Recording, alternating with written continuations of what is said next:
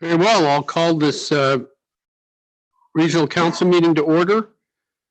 Please be advised that tonight's meeting is available for the public to attend virtually and is being streamed and recorded. Council additions. Councillor Goering? Yeah, can we just have a brief discussion on whether we are going to wear masks in the council chambers? Very well. CAO additions. No, Mayor. No additions. Can I get a motion then to adopt the agenda as amended? Moved by Councillor Penny. Seconded by Councillor Goering. All those in favor? Carried. Adoption of minutes, Special Regional Council, November 16th, 2020, Special Regional Council, November 20th, 2020, Special Regional Council, November 23rd, 2020, and the Regional Council, November 23rd, 2020. Can I get a motion to adopt those minutes? Moved by Councillor Goering, seconded by Councillor Souls. All those in favor? Carried. Public comment period. Is there any comments?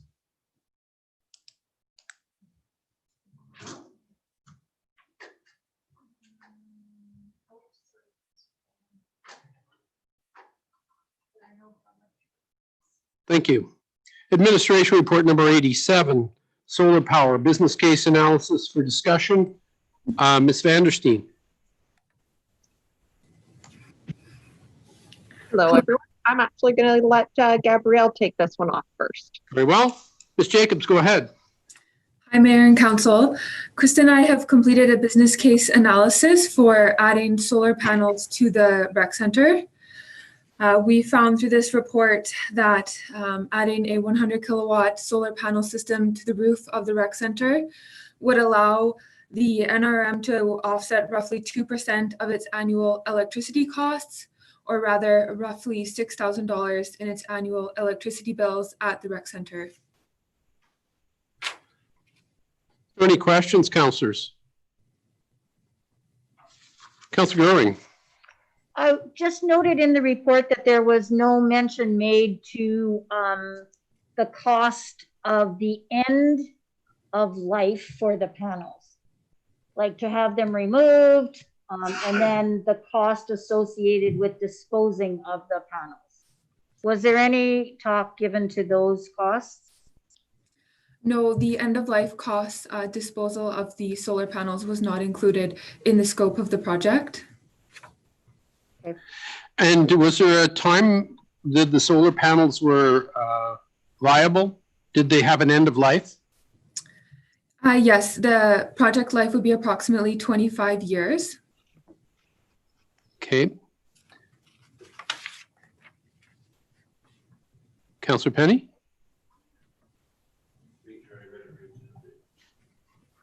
Are there any other comments? Councillor Souls. I was interested in looking at the value of the greenhouse gas reductions at $250 a ton to see what it looked like. Because of course, that's the kind of thing being projected in the discussion in the Canadian narrative now. And even then it takes a very long time to pay these back. I found, Councillor Roper. Just a question. So out of the 250,000 project cost, what do you think would be eligible for grants for that project? Yes, and so in the report, we've looked at 4 scenarios. One where we received no grant funding, 25% grant funding, 50%, and 75%. And the report also identifies a number of grant funding programs that the NRM might be eligible for should council wish to proceed with this project. Yeah, and I can maybe add in a little bit more from the grant side of things. There is the NDIT programming for recreation upgrades. That one would likely be eligible. There also was just recently a Clean BC grant program that would have likely been eligible, and that one's for a higher amount. I want to say off the top of my head, that one went up to 76%.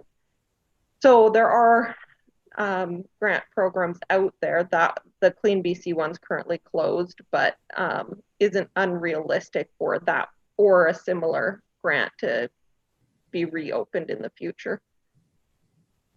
My first thoughts on this are that it's $250,000 and the payback is about $6,000 a year. So without the grant funding, I find that this is a bit of a stretch for taxpayers in the municipality to pick up with such a small return on the investment. You know, depending on how much of a grant we could get, you know, it might be time to look at this again. Wanted to see Councillor Andrews. Hey, that's originally how I was looking at it too, as a long-term payback. But then we also going to have to consider the environmental costs as well. It's going to save us 58.7 tons of CO2 a year. You know, what kind of cost can we put on that? That was just kind of something I was trying to equate into my decision. Any other comments? Councillor Gerwing. Yeah, I'm not convinced that the return of investment is enough to move forward with the project, although I'm open for further consideration. I would like more information on end of life use costs. I think it's really, really important that that type of costing is included in a business case or in a plan. And so I find it interesting that it has not been included. And so I would feel more comfortable making a decision once those costs are known. Very well. So do we want to send this back to administration here to find out those end of life costs and to seek out funding opportunities then? That would be a motion. I would ask for a seconder. Seconded by Councillor Souls.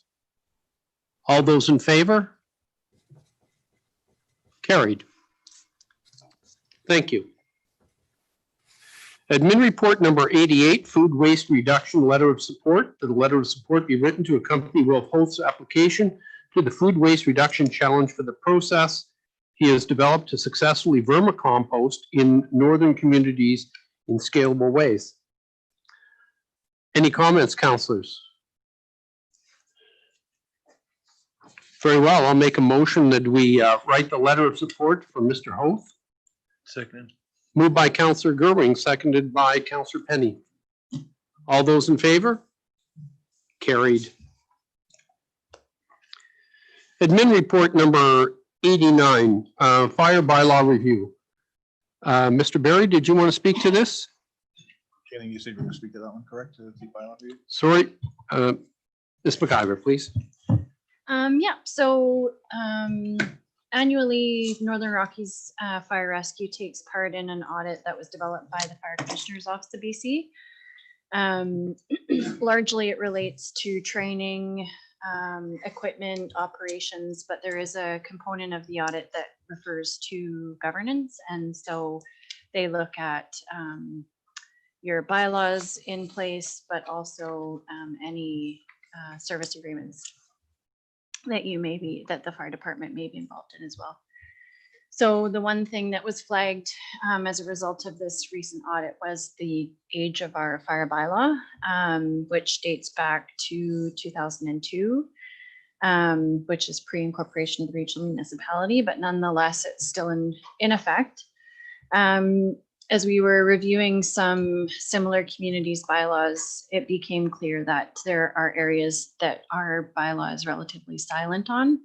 And also there are some practices that have been embedded in the bylaws of other communities that we may want to consider in a review of our own.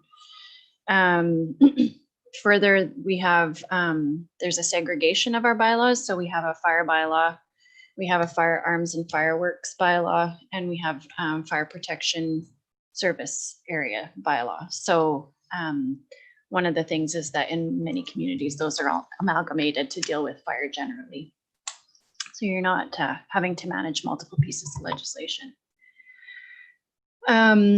So aside from obviously just updating the bylaw to today's references of Northern Rockies Fire Rescue and a regional municipality and our current boundaries, et cetera, there are a couple things that were flagged by fire that they would recommend putting into place, but obviously want to see where council's direction falls on that. So there are two measures, largely around cost recovery. So one example is that many bylaws where there's multiple responses to false alarms, there's a fee associated with second, third, and calls beyond. Because it is a drain on resources, you respond as if it's a full fire, but it's a false alarm, whether that's someone pulling the alarm or it's a faulty system or it's a security company that's not monitoring appropriately, whatever the cause, there's a fee involved. And then the second is a fee where there's a fire extinguished as a result of someone burning under permit and the fire gets out of their control. So when you take out a burn permit, the assumption is that you have care and control of that fire. If it gets out of hand and it requires the public resource of the fire department to respond, then there would be a fee potentially. So those are new kind of areas in principle that could possibly be introduced to the bylaw, but before bringing back any kind of draft, we wanted to kind of gauge council's desire for those ones. Any comments, councillors? I have a comment on the repeated fire alarms. Sometimes this is not the owner's fault. If it's someone repeatedly pulling fire alarms, it's hard to hold the owner responsible for. I'm thinking of the high school where you could get individuals repeatedly pulling the fire alarm. I realize it's a drain on our resources, but it may be beyond the control of the person who owns the fire alarm to do anything about that. I don't have a problem with cost recovery for fires extinguished from a burn permit. Maybe what I would say is if someone is not maintaining their fire alarm system properly and they do get repeated calls, that would be something where it would be finable. If it was the owner's negligence or lack of action, I could see us fining somebody for that. But I would hesitate just to make it a blanket fee for a response to a fire. You were speaking of second and third times that the fire department would be called out for false alarms, not the first time, not the initial time. Okay. Any comments? Councillor Gerwing. I just think that this is a very old bylaw and with pieces that are that need to be incorporated in the bylaw. And so I think that it's time well spent to amalgamate all the separate pieces and move forward in modernizing the bylaw. I second that motion. Very well. All those in favor? Carried.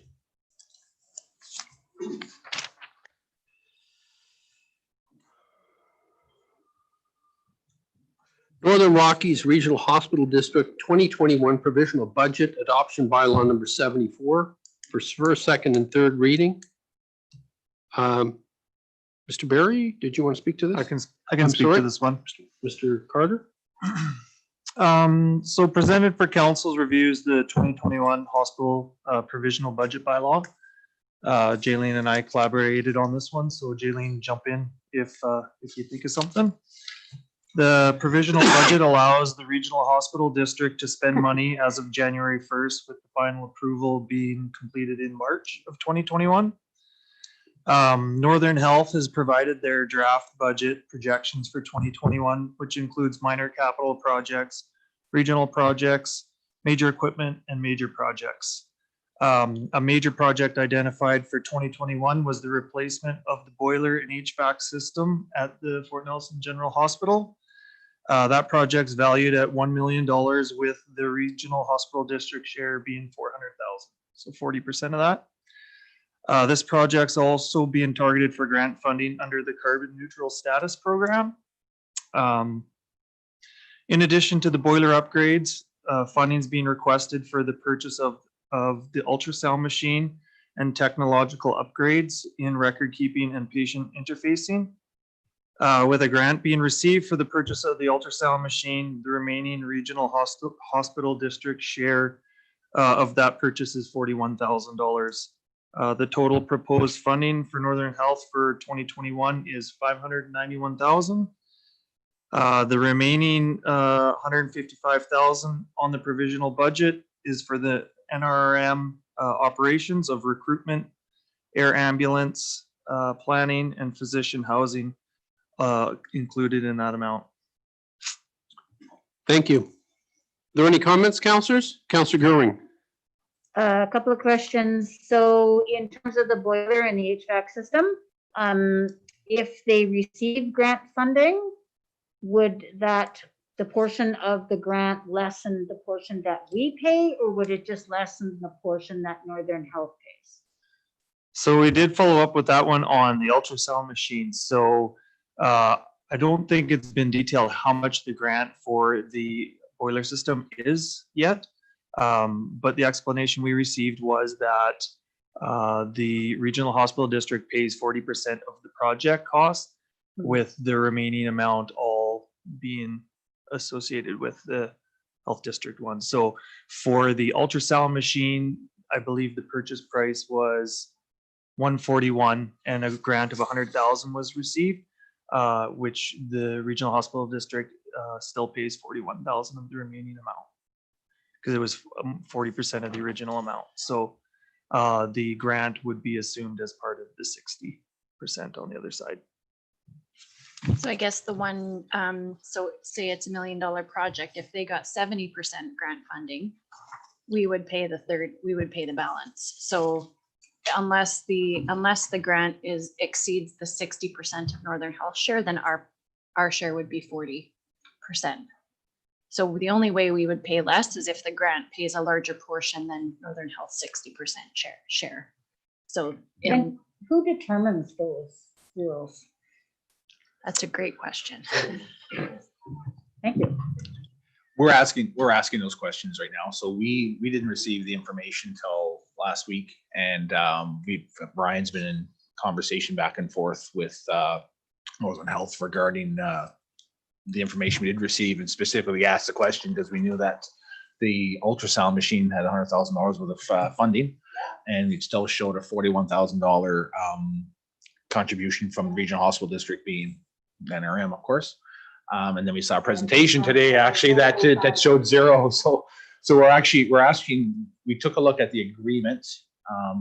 There's nothing, there's the agreement, I think, is silent in terms of the funding mechanism. The MOU. Or sorry, the MOU. However, it might be buried in legislation somewhere. So we are asking those questions to try to understand, because the 60-40 split is obviously fairly common, but the how it's applied in terms of the grant component wasn't until we asked the question last week when we realized that we still had a $41,000 contribution for the ultrasound that it was communicated back that that's because the $100,000 covers their cost. Councillor Goering. That was a local grant. That came from the hospital foundation, that 100,000. So the foundation applied for it, but Oh, it came through the that's right. Canadian Medical Association. Right. Yeah. Right, Yeah. okay, thanks for that clarification. So we're gonna track that as an action item then, follow up on how that disbursement works? Yes. Okay, thank you. The other question that I had was on the budget sheet, and it says, but I'm now confused because the amount is $41,000, but under equipment, $100,000, and then it says automated medication dispenser. That's actually the ultrasound machine? That is the ultimate, yeah. Okay, so Yeah. why do we have automated medication dispenser? We there? made that edit for the official bylaw to be a provisional bylaw. That was just a typo. That should Oh, read okay. ultrasound machine. Okay. We caught Okay. that one this afternoon. Yeah. Okay, thanks. Councillor Penny, did you have a question? I just wanted to clarify, so that grant, it was applied for locally, is that what you said? Yeah. All right. Thank you. Are there any more questions? Very well. I'll ask for a motion then to accept the Regional Hospital Board budget for 2021.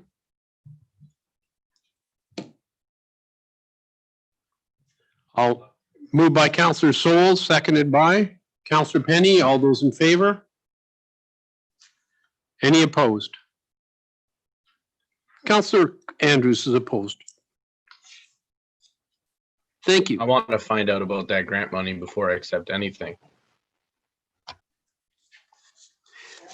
Very well. Moving on, information package, council information package for November 25th, December 2nd, December 14th, received for information. I have a question. Yes, Councillor Goering. Sorry, I forget what week it was on, but the email is November 26th, so I'm thinking it was in the council information package for December 2nd, and it was a letter to the mayor, and it was asking for support for the Canada Pharmacare Act. And I don't know how we can move forward on this, but they're asking for council's support. Was that for from the city of Vernon? It's signed by the New Westminster Burnaby, Vancouver East, and Vancouver Kingsway. Okay. So I fully don't expect council to vote on something that they might not have before them. So I was wondering if perhaps I can forward this or give it to staff and staff can forward it for council's perusal, and we can bring it back forward for a vote. Certainly. Thank you.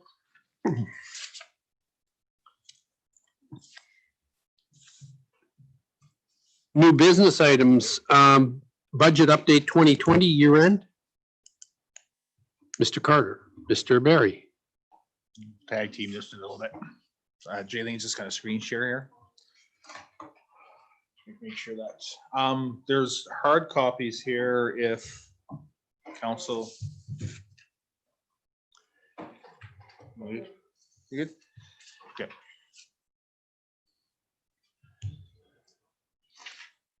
I was there.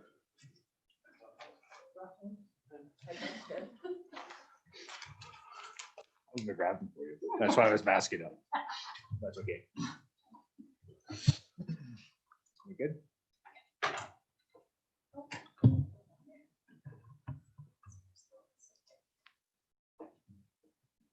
You can even hide them for now. I don't see him raising a hand. It's better there, yeah. You good? You okay?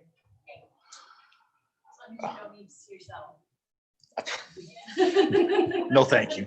I'm okay with that. So at the last meeting we had, I touched on the budget discussion, our budget process with council, and talked about service levels for the next meeting, and it was discussed around Councilor Andrews brought up the year-to-date numbers and was inquiring about year-to-date numbers. So I was just going to walk through those as quick or as detailed as council wishes. Councilor Andrews? I don't see any of the budget on the screen share. I have it here.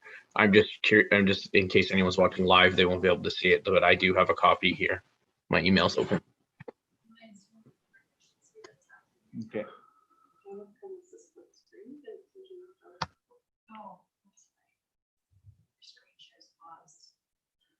I move the window.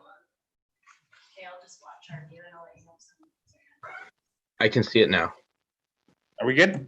Yeah. Okay. So the first document here that you have in front of you is just a very, I'll call it the 25,000 foot level of the actuals versus budget. Sorry, Jake, good. Okay. Generally from a budget and a spend perspective or an expense perspective, or even generally fiscally, we're in reasonable shape. Considering all things considered and what we've gone through as a community with the pandemic this year and the changes and when you look at the document again, I won't get into line by line. There's some financial stuff here, but basically when you look at fees and charges, that's the numbers regarding fees charged for services, any revenue, so any revenues that we would have for an operating rec center, landing fees, et cetera. That's for those fees and charges, and you'll see a big drop there, and we'll get into the specific impacts that helped drive those numbers down into a later slide here. The government transfers or anything around any kind of government funding received, so the IDCA would be in there potentially, or any, actually, I don't know if that's the IDCA, we're not, Ryan, do you? For the 5.8 million.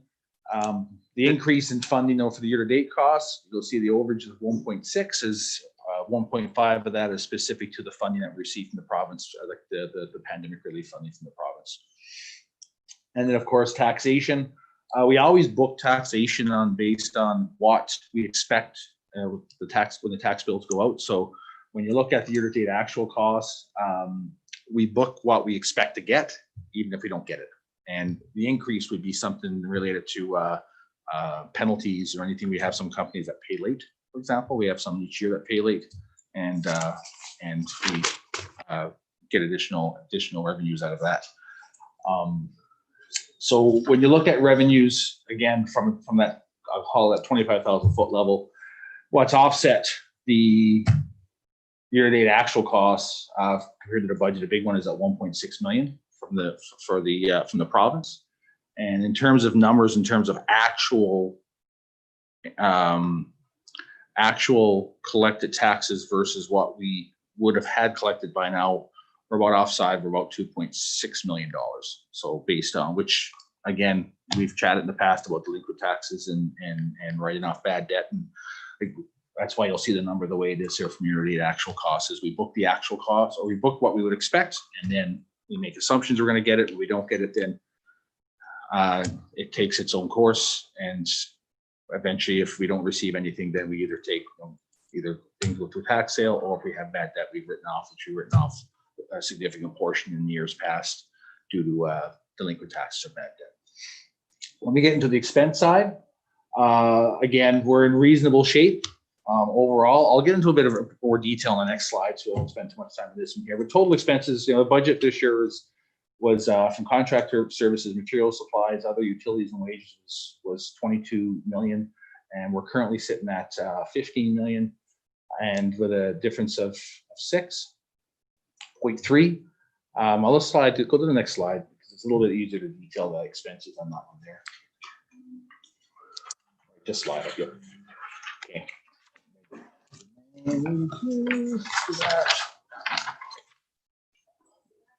Yeah. Council C, you have the hard copies there.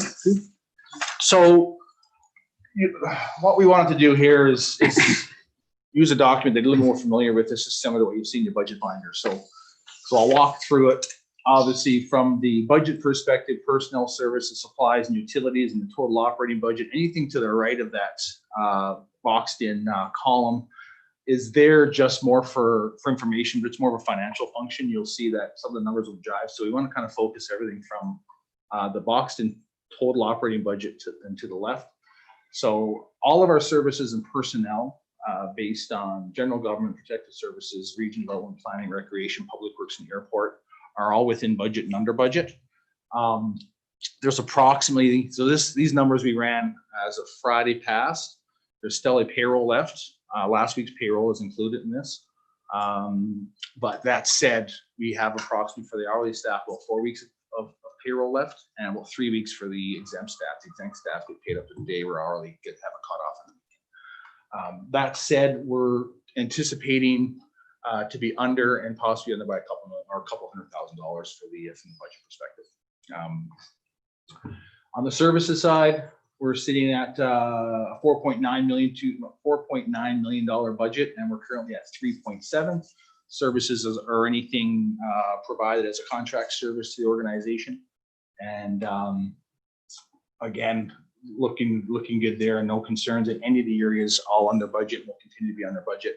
And similar with the supplies, we're about 1.4 versus a budget of 2, and 603,000 left in that particular budget. Take into account that even though this is year to date up to 12 months, when it comes to invoicing or expenses. A lot of invoices still come in for November, so there's November and December invoices still to come in. Typically, we're not about mid-January before we have everything in for our year-to-date numbers for a year-end perspective. And then the utility side, we're in reasonable shape there also with the month left to go, and you'll see a significant drop in the recreation utilities with that facility being closed during the pandemic piece here a few months back. So in terms of expenses, we're in reasonable shape. We're going to come in under budget in all areas, and this also includes any of the additional costs that we have factored in. We have it broke out separately so you can see that, but all this is included in this document in these totals here. The challenge we run into, we'll go into the next. Sorry, any questions? Chip.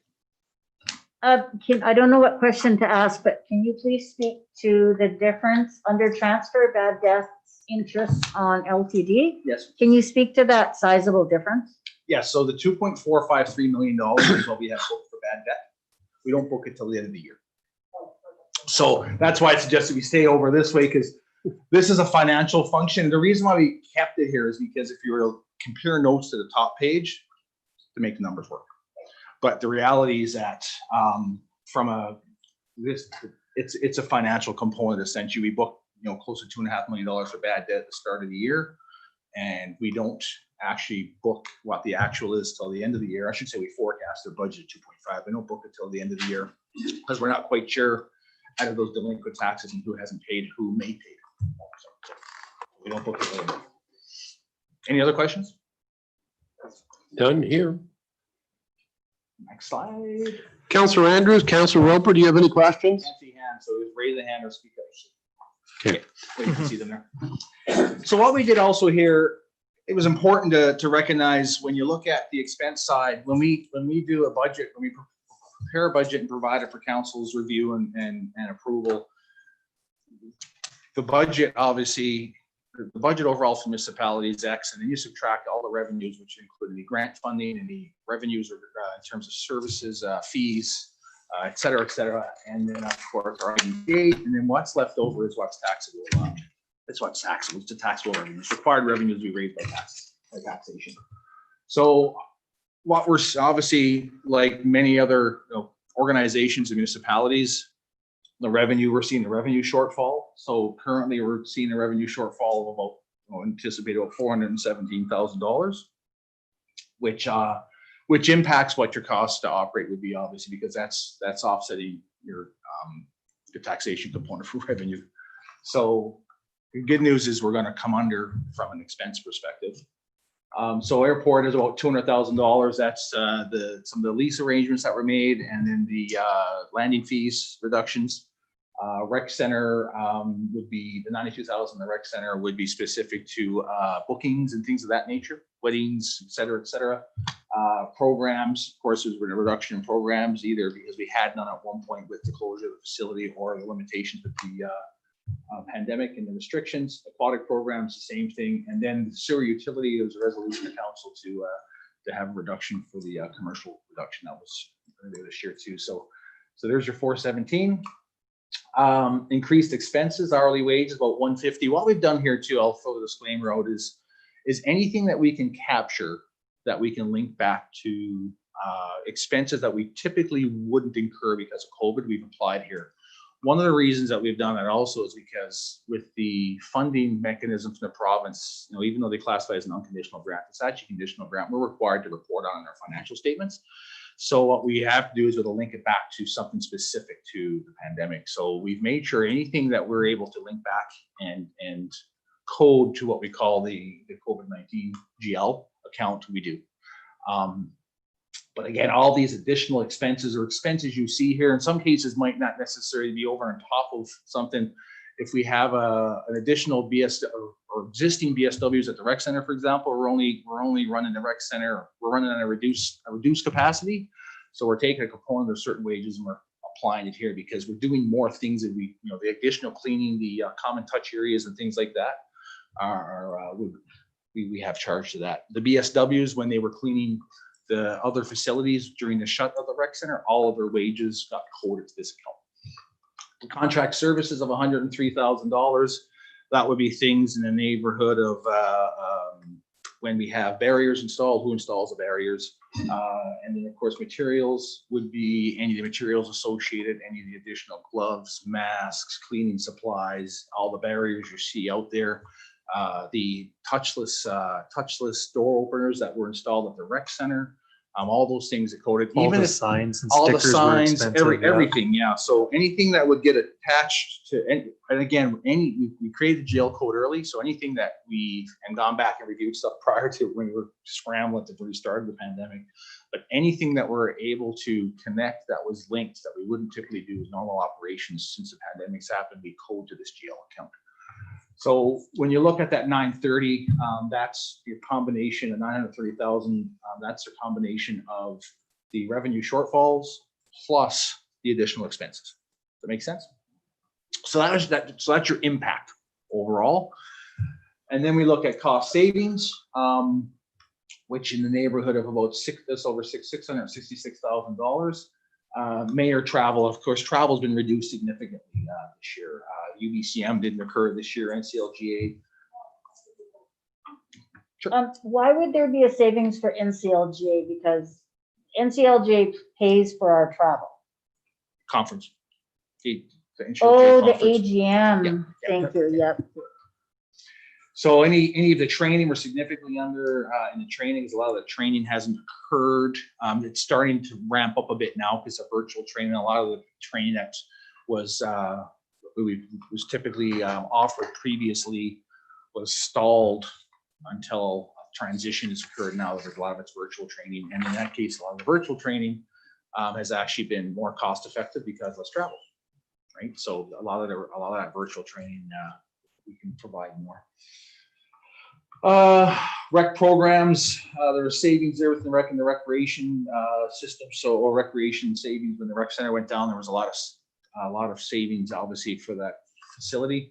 Also, keep in mind that remember when we actually did the budget during budget time, whatever savings we incurred at the rec center at the time, we actually deducted the budget. So, because we didn't do any forward looking because we wanted to make some assumptions and also ensure that we had enough. We had enough budget to deal with the pandemic because we didn't know what to expect, which was an unfortunate approach. I think it was the right approach, considering what you see in some other municipalities right now in terms of booking significant deficits.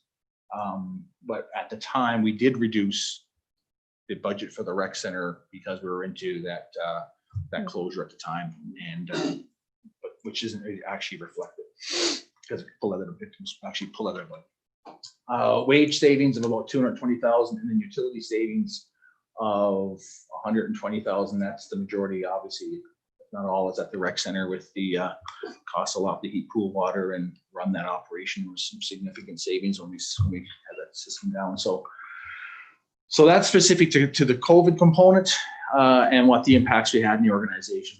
The bottom line is we have the budget was feel well done and appreciate council support going into the budget process so that fiscally we're not sitting here today wondering if we need to book a deficit for the end of the year and have the ability to take some of the funds that the province has provided and potentially offset some costs and also additionally carry those over into next year to help offset additional costs we expect to incur next year related to COVID.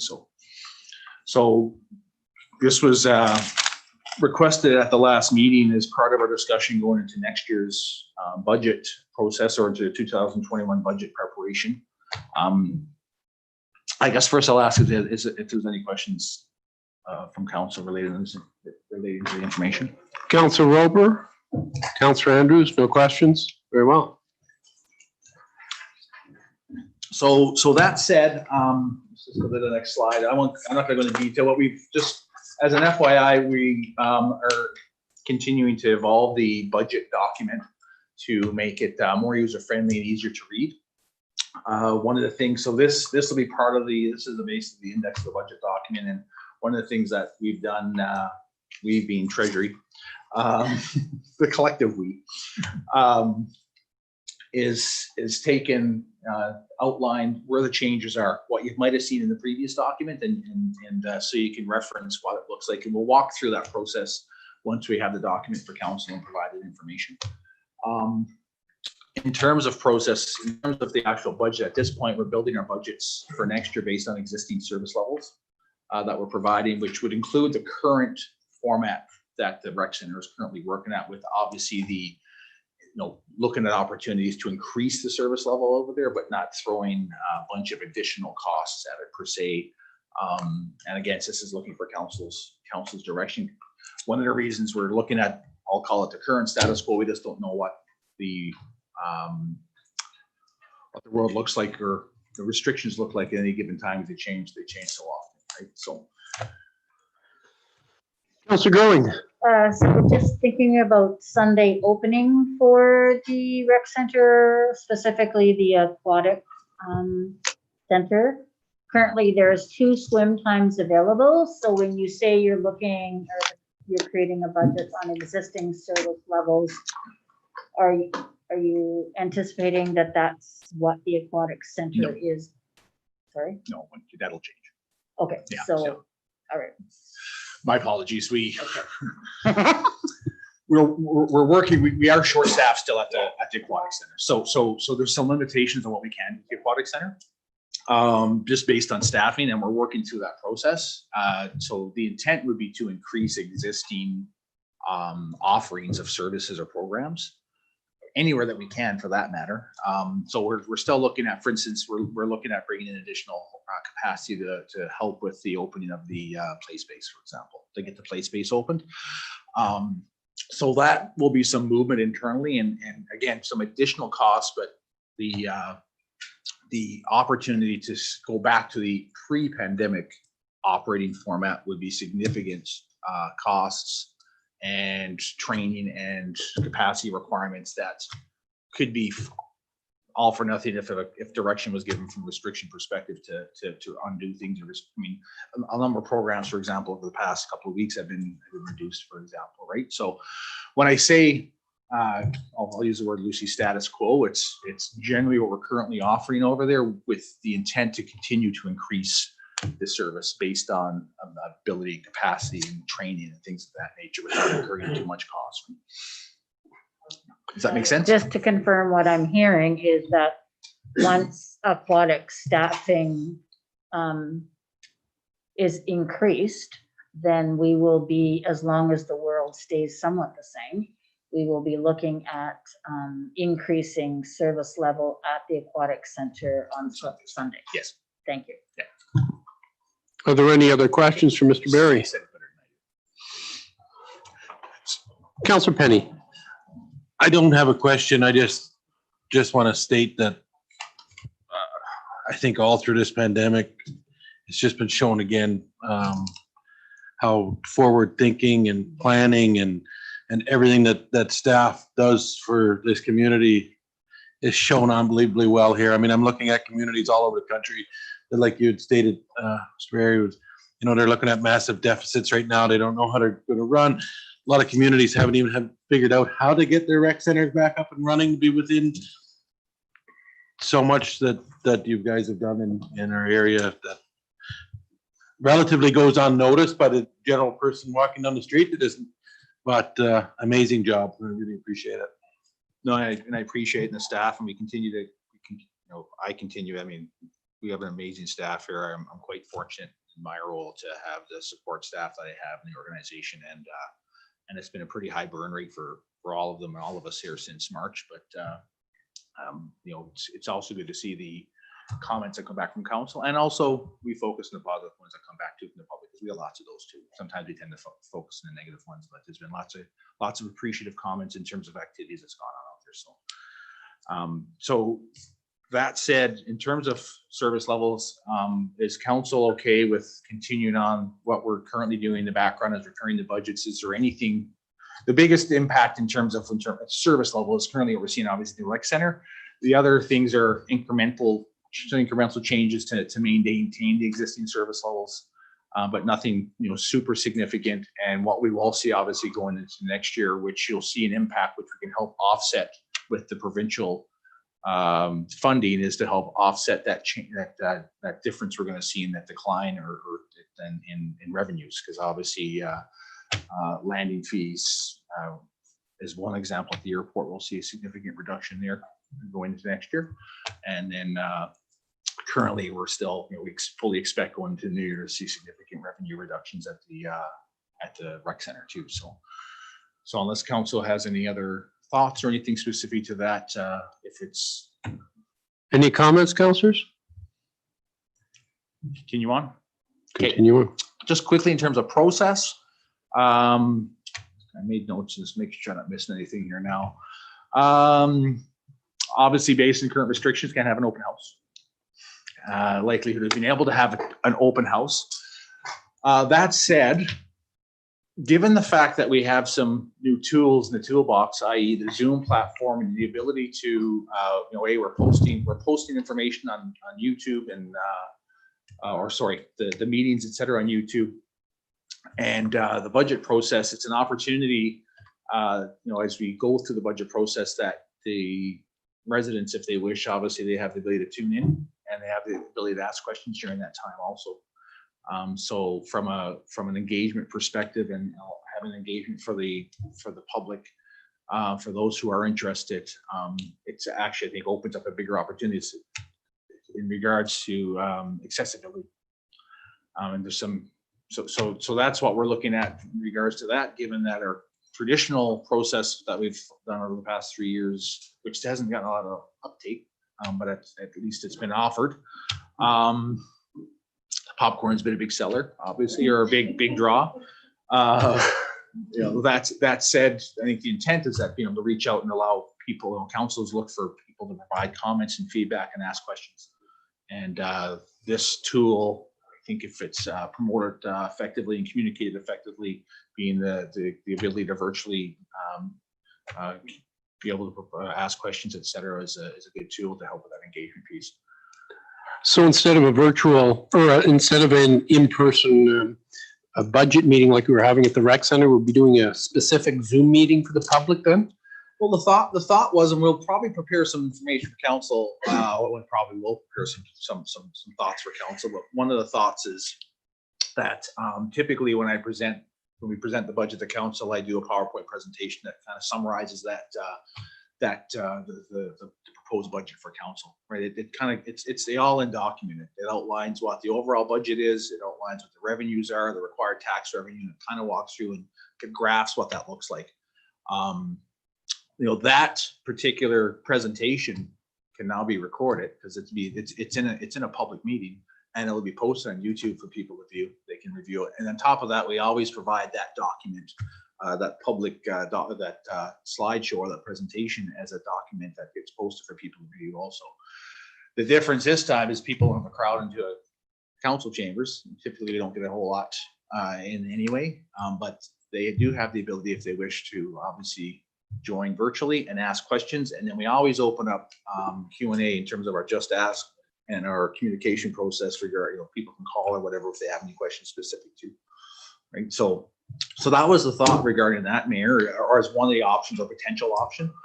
And then as we go through the process in terms of council approving the budget, it might be an opportunity to be able to slim down or trim down that process a little bit in terms of, unless there's any big changes that are required, do we need to go have another meeting after that to review everything that's already been reviewed with council, right? So that might be something for council to, and again, it's entirely up to council. We're just looking at process and opportunity there. So as long as we have an easy way for the public to ask questions about the budget. I know some people don't have the Zoom app. It was much easier to walk into the rec center and say,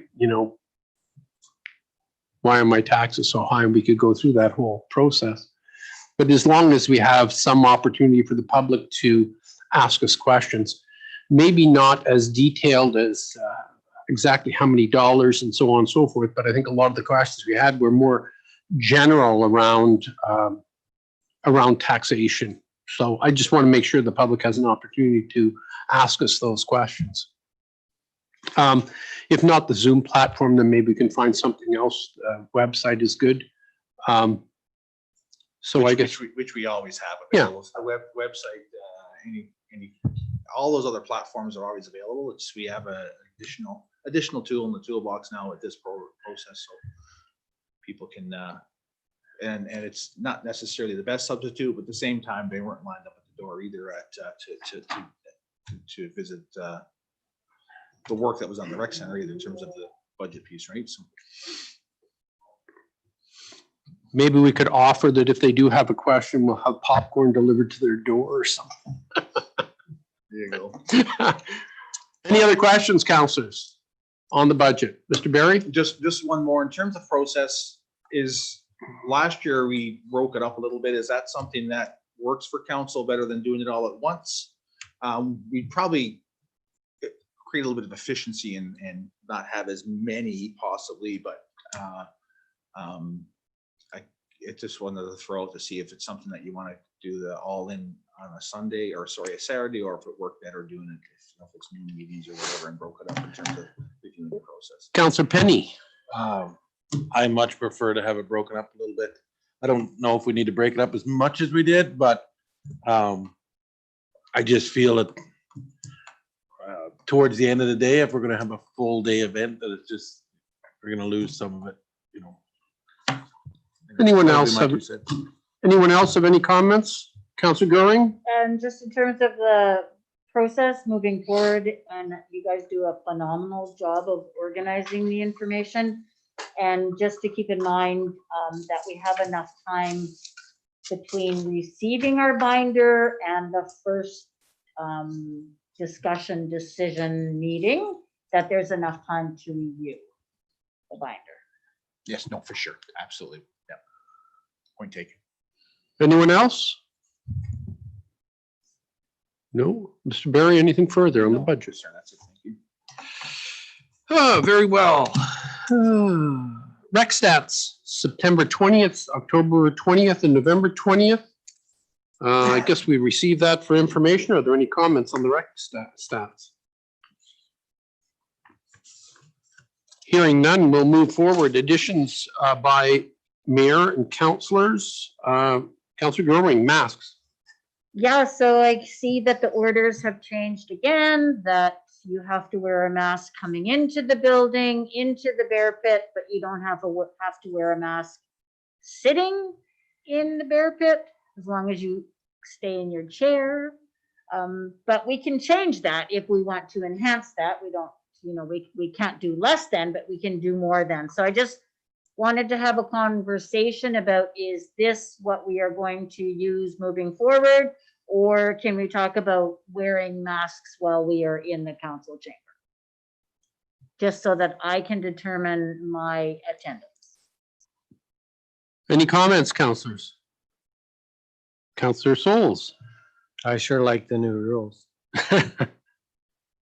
I'm Mr. Barry. Just to confirm or to clarify, sorry, I'm not sure. I don't think the rules have actually changed. They actually got clarification and of the rules. So back when the mask order went out, it was a very broad statement at the time, and we took it as everyone else took it, that we were required to all mask up anywhere we were. And after significant questions in terms of clarification for many things with the new orders, that's when we received that clarification that we provided last week with council. As Councillor Growing said, absolutely cannot go lower than what the existing orders are, but council can absolutely pass a resolution and a policy that while in council chambers during meetings to wear a mask. Councillor Penny. I'll just say,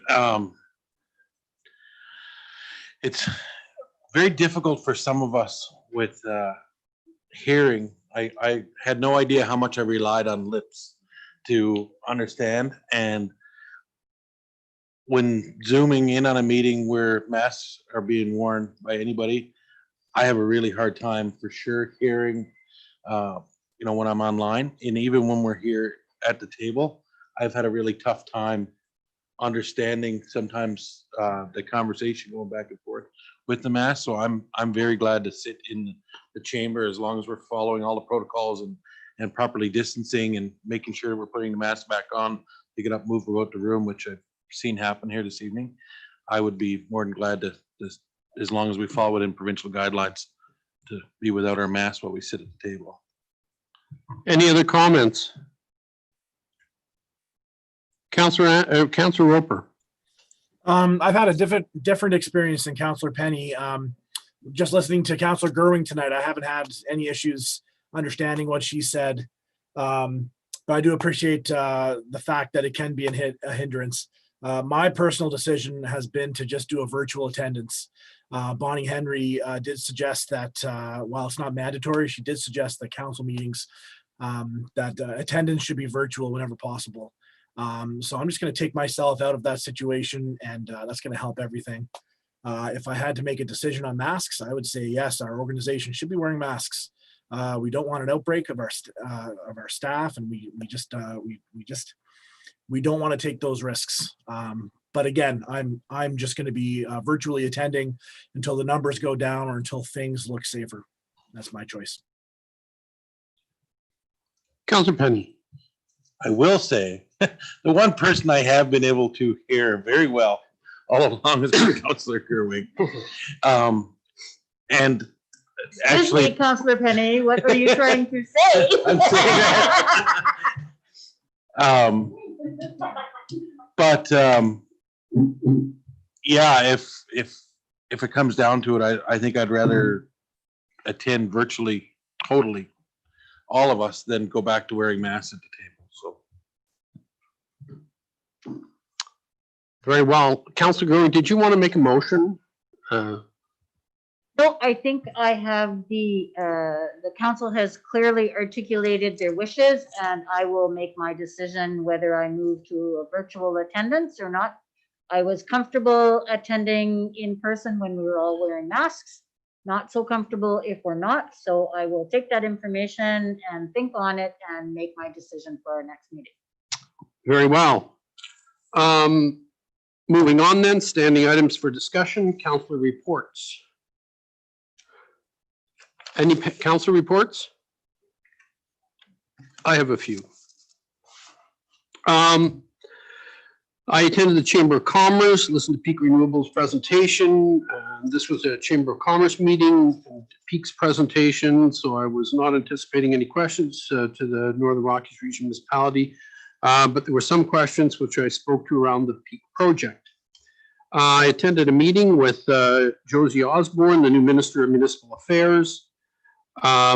Minister Osborne spoke about the mandate letter regarding expectations and some specific deliverables, including People First policy, reconciliation, anti-racism, and climate change. BC ministers all received similar mandate letters, and there'll be a throne speech January the 7th, 2021. There was an opportunity for me to speak for 2 minutes to the minister, and I spoke about connectivity, as did many other municipalities that were on the call. I believe there's 41. And I also spoke about the opioid problem. Other topics that were brought up by mayors and chairs were school food programs, policing, need for shovel-worthy projects as opposed to shovel-ready, other infrastructure issues, childcare.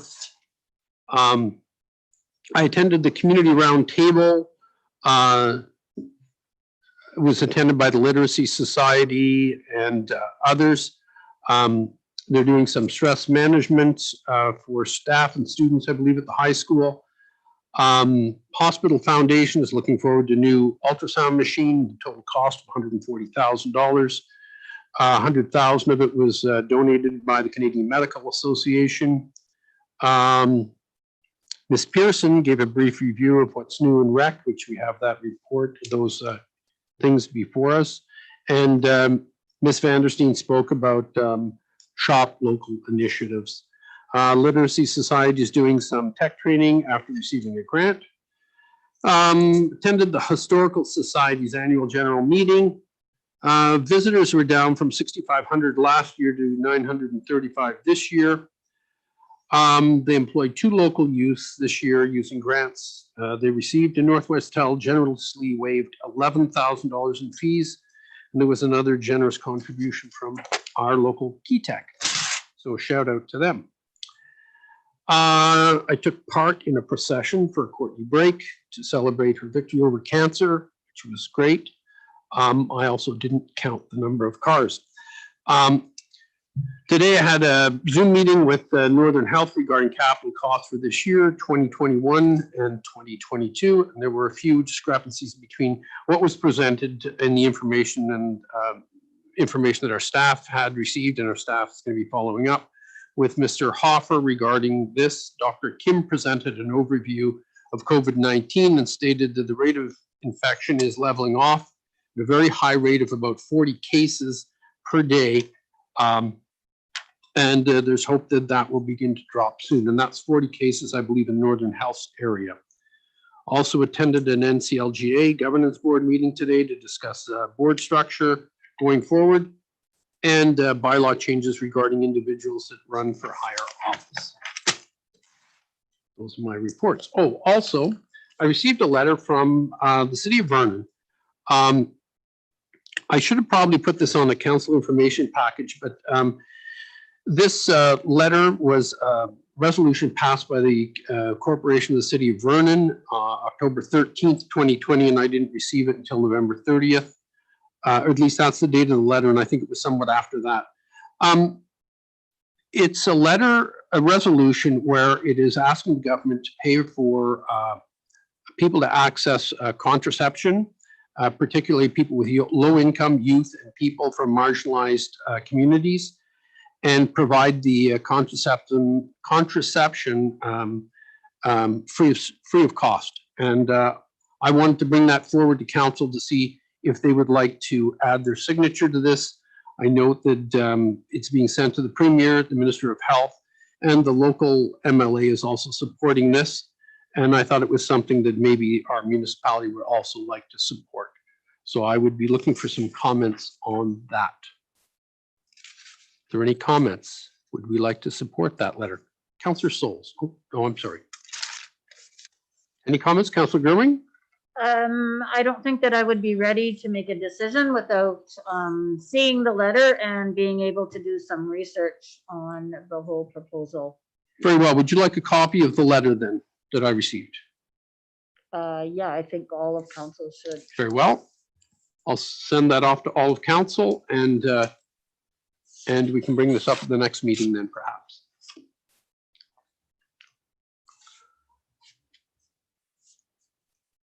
Very well. No other council reports. Public news media, any questions?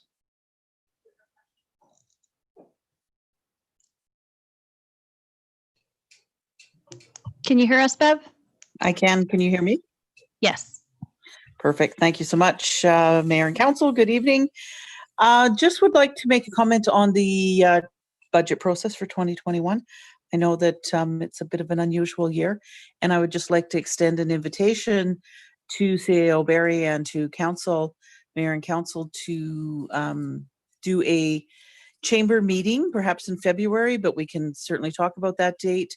We typically do have Mayor and CAO Barrie come and meet with chamber members and discuss the budget, so I would be quite happy to organize a meeting for that purpose again, if council is so willing. Perfect. Thank you. We will take you up on that invitation. Thanks. I'll send a note to CAO Barrie in the next couple of days. Thank you.